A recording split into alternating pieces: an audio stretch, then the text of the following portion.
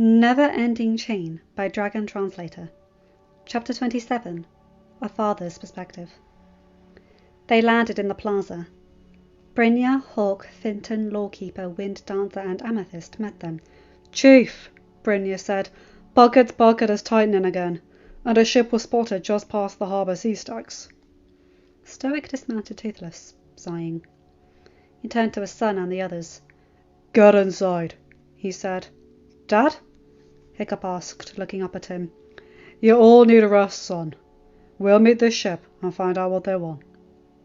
Stoic heard Hiccup sigh, and watched his son turn to the dragons he kept calling elders. "Are you going as well?" Hiccup asked. Stoic knew he should not be surprised when the 3 dragons bowed to his son. The teens' dragons all bowed to Hiccup whenever they saw him in the village. The mates of those dragons bowed to Hiccup when they saw him as well. Dragons that lived inland and only visited to aid the dock workers bowed to Hiccup before they continued on to the docks. Stoic had even seen dragons bow to Hiccup when the boy himself did not realize the dragons were there. Terrors who could sneak around the village due to their small size were usually the ones who did this. Still, with all of that, it always amazed Stoic and caused no small amount of guilt to rise in his gut each time he witnessed the action. The dragons had seen what his boy was long before Stoic had. Stoic mourned once more that Val could not be alive to see her boy. She would be so proud of him. She would have also cracked Stoic's own skull for neglecting the boy for so long. "We shall, if that is what you wish, Alpha," the nightmare said. Stoic watched a smile cross Hiccup's face. More guilt churned in his gut. Smiles to the dragons were so open and free upon Hiccup's face.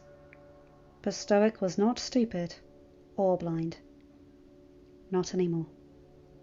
He saw the twinges of fear that coated the smiles Hiccup gave the Vikings, except for Astrid. Stoic knew his son feared things would return to what they were before. The guilt churned more, making Stoic sick. He had done this to his boy.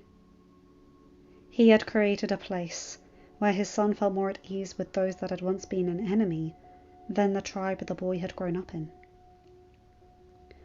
Stoic gently placed a hand upon Hiccup's shoulder. His heart broke a little at Hiccup's slight flinch and muscles tensing. Stoic knew it was a response Hiccup could not stop. 15 years had conditioned the action, and 4 months was nowhere near long enough to stop the reflex. Stoic turned to the dragons instead of dwelling on what he knew he had caused in his own stupidity. "I would welcome you all coming," he said. He knew he had surprised more than just the dragons. Stoic might pat and scratch each dragon that now crossed his path, but he had never actively sought out the ones called elders. In truth, he had been somewhat jealous. They had so easily created a relationship with Hiccup, and he had to work for the one he had with his son. Stoic looked down at Hiccup again. "Go on, son," he said softly. "Get your friends in, and all of you get some sleep." "You're sure, Dad?" Stoic felt his heart break once more at the undertone he heard in Hiccup's voice. The same one as when he had met Stoic out on the mountain and immediately apologized for failing. "I'm sure, son. We'll discuss who the ship was and what they wanted when you wake up. And if it's just Johan, I'll see about getting you some more ink." Hiccup's smile then was brilliant. Stoic took a deep breath. Small steps. That was what Gothi had advised, while his son lay in that induced sleep. And Stoic braved asking what the elder thought he could do to fix what he had stupidly destroyed. Small steps, small gestures, listening more than speaking, loudly praising the boy when he did something, and never, ever reprimanding him in public anymore. Something Stoic vowed would never occur ever again. Hiccup and the others dismounted, and all headed into the great hall, even the gronkles that had aided in keeping everyone warm. Stoic felt pride well within him. His boy earned more loyalty with his act of mercy than any Viking chief had ever earned through force. Stoic knew every one of those teens and every one of those dragons that pledged to him would die for him. Stoic also knew his son would die for them. His boy was truly a born chief, as Mulch put it. An honourable chief, who would ensure Berg prospered and flourished long after Valhalla called for Stoic. As the door closed, Stoic turned and headed for the docks. He heard Gobber's distinctive thunk-scritch gait. He heard Brynjar's purposeful march. Hawk and Finton's steps were lighter, but no less determined. All 4 Vikings, Stoic knew, would lay their life down in defence of the island, and everyone on it. What surprised Stoic was hearing the different tread of the dragons following, and not feeling the usual awareness and readiness to fight that used to arise whenever he heard a dragon behind him. The sounds now brought Stoic a measure of comfort. They were the treads of 3 who had proven their loyalty and their honour, and who he knew would have his back if this ship turned out to be someone with less than upright intentions. They made it down to the docks as the ship got to the halfway point between the docks and the Guardians. Stoic glanced around. Ever since his son had granted the dragons a home on the island, various dragons had chosen to hang around the docks. Now, the skies were clear, the sea stacks bare. Stoic frowned. He had gotten used to the extra bustle, and the docks now seemed lifeless without the noises the dragons made, or the movements they added. As the ship got closer, Stoic realised it was not Johann's. The sail held a banner announcing it as being from the Shivering Shores. Stoic frowned. None of the other chiefs would be heading to Berk until spring. Every chief was prepping their tribe and island for the coming winter. Why would anyone except the merchants that plied the waters be out to sea? The ship slipped into port. Brynjar and Hawk caught the ropes thrown to them and secured them. Stoic waited as the gangplank extended. His frown cleared as Hilda and her son, Bainson, walked off the ship, followed a burly-looking man and the ship's helmsman. Stoic noted that all the men, Bainson included, stared at the dragons with their hands upon their weapon hilts. "Don't draw," Stoic said firmly. "No one hurts dragons upon Berk anymore." The burly man grunted. "They said you all flipped and sided with the devils."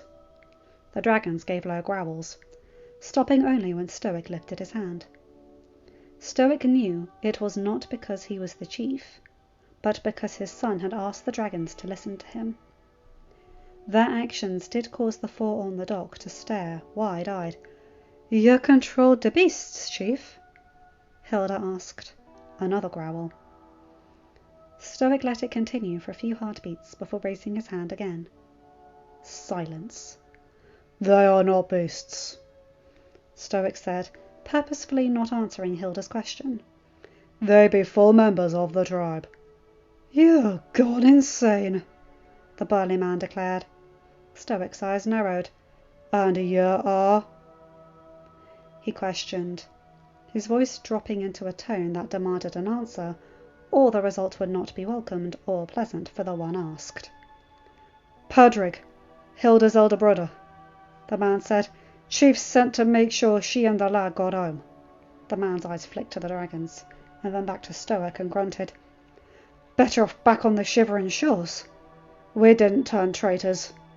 The dragons snarled this time. Stoic had the Vikings with him, snarling as well. Stoic stepped forward. The man was big, but Stoic had not earned the name the Vast for just his weight. He never got the chance to speak, though. "Padrig!" Hilda hollered, smacking her brother's arm. "Back off the chief. He be honourable and a right Viking." Remember your chief held him in high esteem when he visited 4th summer full-on ended.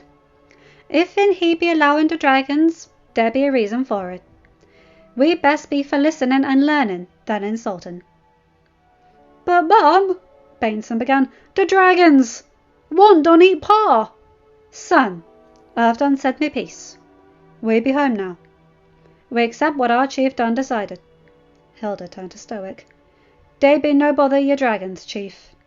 Me son knows better than to cross me, and my brother has his orders from his chief not to cause fuss. The last bit had been said with a pointed look to Patrick. His chief respect your chief, she added, looking back to Stoic. And he be willing to wait till spring to ask the questions he has. The wind chose that moment to pick up, and snow started falling again.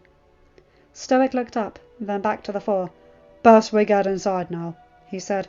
Bucket's done predicted in one storm, and his bucket tightening again for your ship made it to port. Stoic saw Hilda grimace. She looked to her brother and son. Come now, she said. Bucket's bucket never be wrong about a storm before. End of chapter. Hi guys, hope you enjoyed this one. Okay, so we're getting into one of my favourite bits. I love this. I love Hilda. She's a good character.